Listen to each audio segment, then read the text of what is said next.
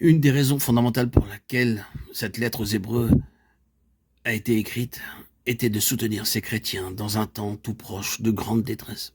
Cette lettre a évidemment été écrite peu avant la destruction de Jérusalem. L'auteur en avait peut-être déjà vu les signes, mais qu'il les ait vus ou non, le Saint-Esprit connaissait ce qui allait arriver. Il savait qu'un temps de dure épreuve allait éprouver ces chrétiens et ébranler tout ce en quoi ils s'étaient confiés sur cette terre. Et il inspira cet auteur qui écrivit cette lettre aux Hébreux. Elle devait être une force pour eux et un salut en temps de détresse. Et la méthode qu'il employa pour leur apporter de l'aide fut de leur présenter tout à nouveau la grandeur du Seigneur Jésus, la grandeur de la vocation céleste, et de leur rappeler combien il est grand d'être des compagnons de Christ et de la vocation céleste. L'auteur chercha donc à présenter le Seigneur Jésus dans sa supériorité sur tous ceux qui l'avaient précédé. Mais en le faisant, il rappela encore une autre chose, et c'est une question très intéressante. Il dit, durant tous les âges du passé vécurent des hommes qui rencontrèrent de grandes difficultés, beaucoup de découragement et d'épreuves. Et là, il mentionne alors Abraham. Oui, Abraham avait eu vraiment une vie difficile. Il éprouva la difficulté de la promesse différée. Les promesses de Dieu ne semblaient pas se réaliser. Dieu resta longtemps à accomplir sa parole. Nous connaissons tous quelque chose de cette même difficulté. Nous avons hâte et Dieu ne se hâte pas. Il semble avoir tout le temps à sa disposition. Nous sommes troublés. Oh, si le Seigneur voulait se hâter. Et je pense que nos prières sont souvent marquées par une parole. Seigneur, veuille le faire. Si un homme connut le besoin d'être patient, ce fut Abraham. Il rencontra cette difficulté.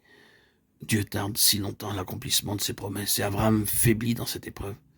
À une occasion, il quitta le pays de la promesse et alla en Égypte, où il se trouva dans une détresse encore plus grande.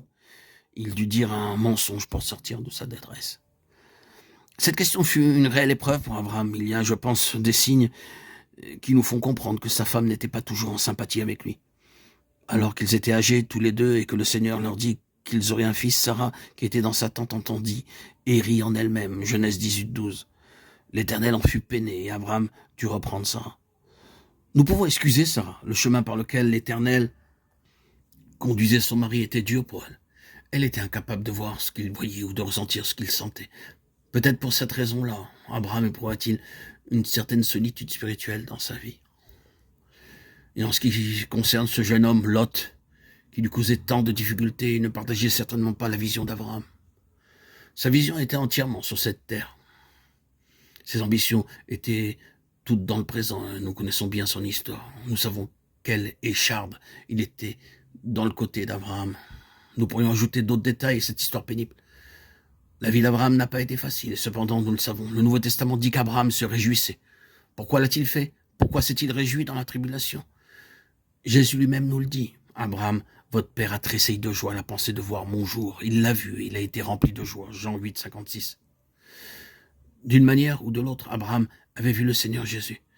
Il avait vu le jour du Seigneur Jésus, et cela l'a soutenu dans toutes ses difficultés.